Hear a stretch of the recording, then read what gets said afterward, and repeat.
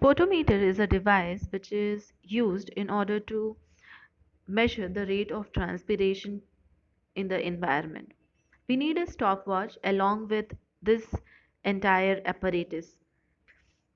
We need to fill water and a twig, a small live plant twig inside that.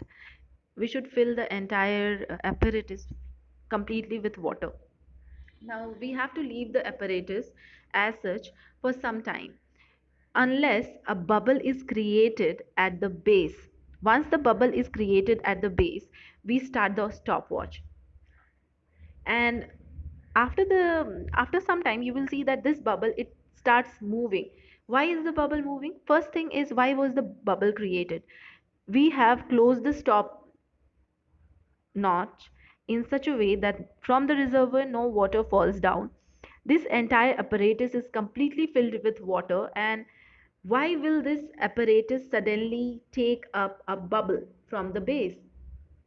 Suppose from here the bubble is taken. Why is this bubble taken up from the base? The reason for that is the vacuum which is created because of transpiration. You all are aware about the adhesion cohesion phenomena of which takes place with the water molecules and how the movement of water takes place in the by the capillary action in the xylem. Here we cannot create the same activity, but we can expect that the water molecules they are bound to each other and they are moving through this tube. As the tube as the transpiration occurs by the twig, so after certain point of time we see that water requirement is there from the base, and that's why this bubble is created and the bubble is pulled up. And as it is moving up, it means more amount of water is being transpired out, and you will be able to see that how the movement of this water is taking place, or this bubble, how the movement of this air bubble is taking place. Why we have added a beaker filled with water? So that we can differentiate the gap between the air bubble. It is a very beautiful experiment which can be done on a sunny day, and we require just this potometer along with a small live twig. A potometer is also known as a transpirometer, and it is used to measure the rate of water uptake by the leaf. Of course, the stomatal aperture through which the water is lost. The causes can be either photosynthesis or transpiration for this loss. Although for photosynthesis, the rate or the amount of water requirement is negligible. So that's why we always consider it to be transpiration. There are two types of potometer present. One is the bubble potometer, which we generally use in the laboratories, and the mass potometer as well. So we will be discussing only about the normal potometer. In this potometer, we use the presence of, or what exactly we do with the mass potometer, just have an idea.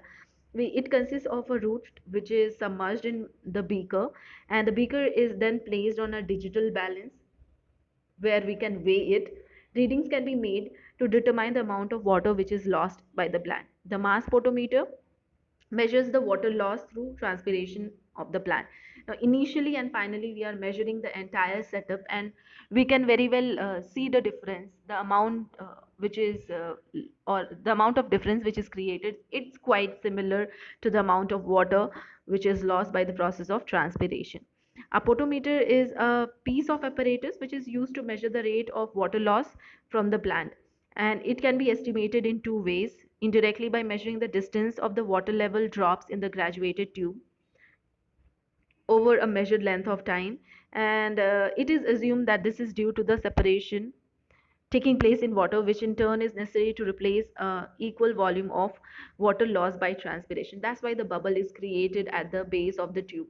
So only after the bubble is created, for the bubble potometer, we can read the readings, or we can see the movement of bubble from one place to another. And as the bubble is moving, we can think that definitely water is getting lost every time the bubble is moving from one place to another, or directly by measuring the reduction in the mass of the potometer over a period of time by weighing it. What are the limitations? The water retained by the plant is so minute that it can be neglected.